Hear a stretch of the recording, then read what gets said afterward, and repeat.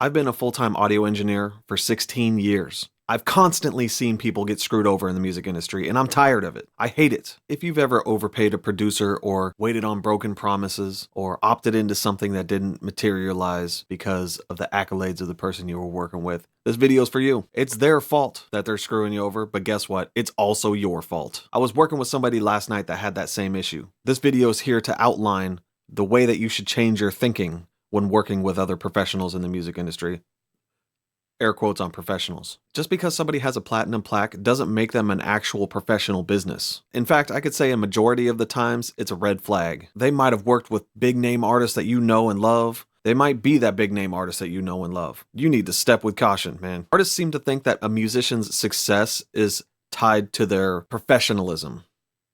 And it's not. Just because someone looks successful doesn't mean they will make you successful. Let's get into some of these artist traps that people seem to mess up with. There's the big name price trap, aka they've got a big name, so they're going to overcharge everything that they do. This could be producing, engineering. Artists seem to assume that just because somebody has a plaque that they're going to give you a professional experience, aka you pay them a ton of money and they give you back a product that is on the same level as that hit song that you heard. In fact, artists are more willing to let their guard down and just say, hey, take my money. I trust that you're going to give me something back. I don't want to mess up this deal, so I'm not going to set these guidelines solidly in place. Artists don't really want to bother this big name producer with specific terms, deadlines, and standards that they have for the project they're working on. So they give that big name artist or producer all the leeway that they need to perform the way that they think that they should. That often leads to this artist not getting respected in return.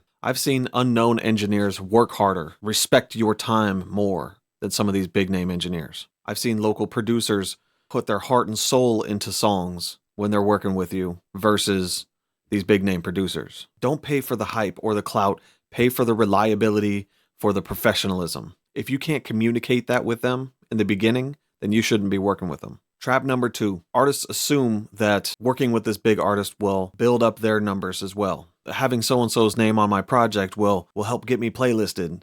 It'll boost the search. It'll go more viral. Maybe the song will do so well that I'll blow up.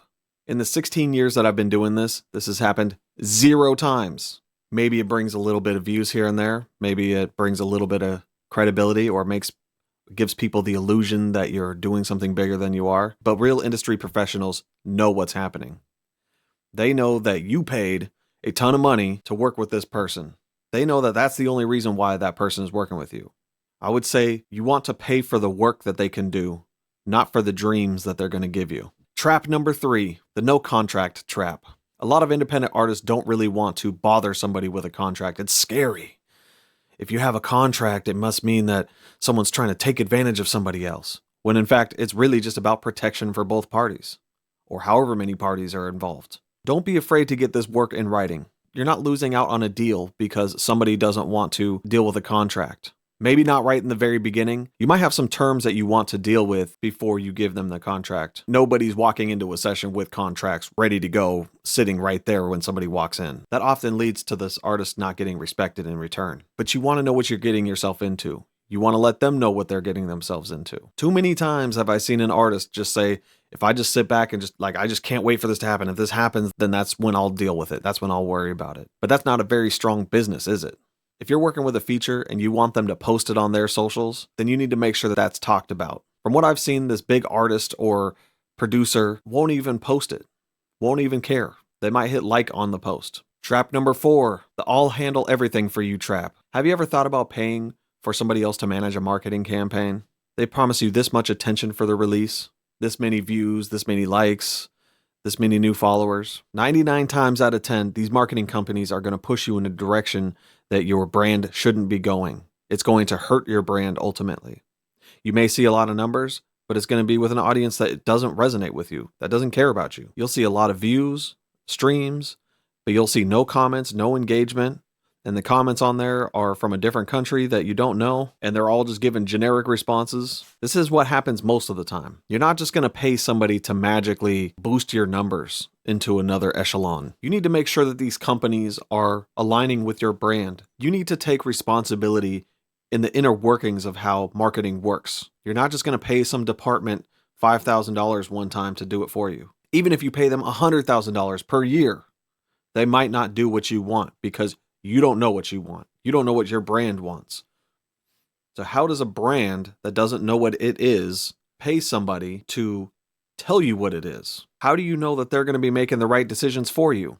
How do you know they're going to be pushing you in the right direction? When you know what the direction you're going to go in is as a musician, then you can interface with companies that could help get you to those points that you have set. Trap number 5, the emotional decisions trap. Somebody gets attached to somebody's vibe, somebody's aesthetic, somebody's status, and then they stop thinking about the business. But remember, this is the music business. We don't play lottery tickets in the business. When working with these artists, you need to have deadlines. You need to have receipts. You need to have expectations that both parties can communicate to each other. For example, if I say, hey, can I hire you to make this instrumental for me? And you're like, yeah. Then I'm like, okay, can you do it within this 2-week period? I have a session in 2 weeks. I need the track outs by that time. If you're like, no, that's not doable, then I get to decide if I still want to do this deal or not. If not in 2 weeks, then when? I need a specific timeline because I've got a lot of things going on and I need to make sure that this works within my timeline of releases. If it can't happen, it's all good. No issues.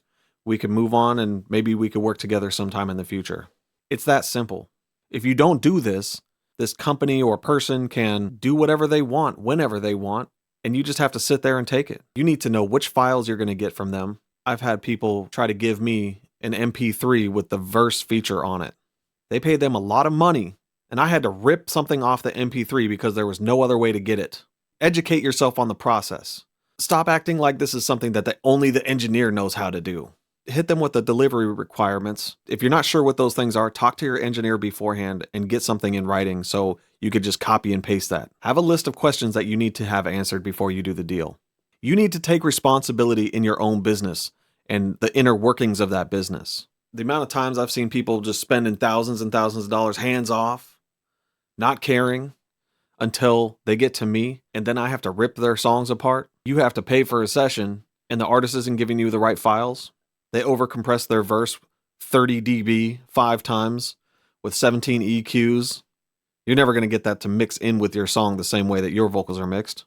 Think about the outcome and what kind of things need to happen to make that happen. Don't expect the person you're working with to know what those things are. 99 times out of 10, they're going to fuck it up. Move through these situations thinking that they're going to mess it up. With low communication, they will never do what you want. You'll get less for what you're paying for. Let's talk about how not to get screwed over. Stop caring about the plaques. Look at the portfolio that they have. If they're an engineer, look at the type of work that they do and the consistency of that work through all that time. Get those delivery instructions correct. Know exactly what kind of files you are looking for and when you're looking for them. Keep your communication high and very clear. If they don't know what your expectations are, then how can you expect them to give you those expectations? If you don't know what those expectations are, you need to go back to the drawing board before you spend all this money. Be very clear on that deadline. They have a whole life going on. They might be on tour. They might be going on tour in a couple weeks. And they may think that by you paying them just holds a reservation for when they come back when they feel like it. That happens all the time. Have your deadline set in place. If they cannot meet that deadline, then it's okay.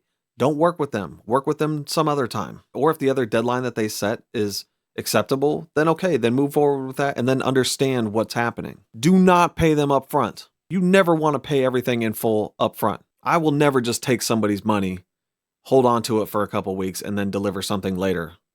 I want to get paid the day that I'm doing it. As an engineer, I charge by the hour. I make it very simple. It's by the hour. You pay me on the day of or at the end of the session. You're not going to pay me up front for a project and then I'll deliver it as I get it done. I don't want to do that kind of business, and you shouldn't either. Understand the logistics of the legal side. Again, this is the music business. If you don't know much about artist contracts and stuff like that, just look it up. Spend some time with the different kinds of artist contracts that are available. Get a feel for that world. It doesn't mean that you need to be scared throwing around contracts every day at people, but be familiar with what the business usually likes to do. This one's really important for me. I want to build long-term relationships. I don't want to burn bridges. If I feel like something is not a win-win, then I'm not going to do the job. It's much easier to say no than to burn a bridge later on in life. I hate burning bridges. It keeps me up at night every time that happens. So I avoid them at all costs. If this is something that you want to do for years and years and years, then practice the art of keeping good relationships with people. I don't care if that's my favorite artist. If I feel like I can't have a good connection with them through this process, not worth it. And lastly, learn the basics of your business. This sounds vague because there's no way I could fit it all into one video. But if you watch all my videos, you'll see a through line is that you are a business, not a lottery ticket, and you need to act as such. If you're trying to open up a restaurant, you need to know what your food costs are, what your wages are, what are your profit margins. Does it make sense to spend this much money on this one thing? Will buying a new pizza oven get me more success in the long term? Will it make it easier for my employees to pump out a consistent pizza every single time and potentially more pizzas, aka more money, more consistency, better branding for the money? If it's not doing those types of things, then you shouldn't be paying money for it. Sure, it's fun to spend money and get your favorite artist on a song or work with a company that you think will really push you forward. But if you don't know how it's going to actually do that, then I would stop and not spend that money. Spend that time for yourself. Time is money. And I see too many people trying to spend money instead of spending time. For every dollar that you spend, you should be thinking to yourself, how can I match that with my time? For example, if I buy a brand new camera, I'm thinking to myself, will I be able to make my money back by having this camera? Will it do anything different for my life? How long will it take to pay this camera off? Do I know anything about the camera? I've seen people in session run off to the camera store, literally buy a $3,000 camera, come back, have no idea what it is and how it works. And my advice to them was spend a ton of time learning how to use that camera. Don't just buy it and turn it on. Every single thing that I buy, I spend an insane amount of time learning about. So if I buy a feature, I'm going to know exactly why I want to do that and where it's going to go, how it's going to perform, how it's going to look in my overall grand scheme, my bigger picture, and you should too. You will either learn how to run your music like a business or the business is going to run you. I'm tired of seeing it. I see it too many times. I've seen it ruin people's love for music. I've seen it made people quit, stop getting screwed over, start taking control. If you want to build a real career, subscribe. That's what I'm here for. That's what I'm working on. As I make more videos, as I get better at this, I'm going to be diving deeper into the topics that I love and think are important for musicians to grow from the perspective of somebody who's seen so many people fail and seen a ton of people succeed. I want you to be better. I want you to grow. I appreciate your time, guys.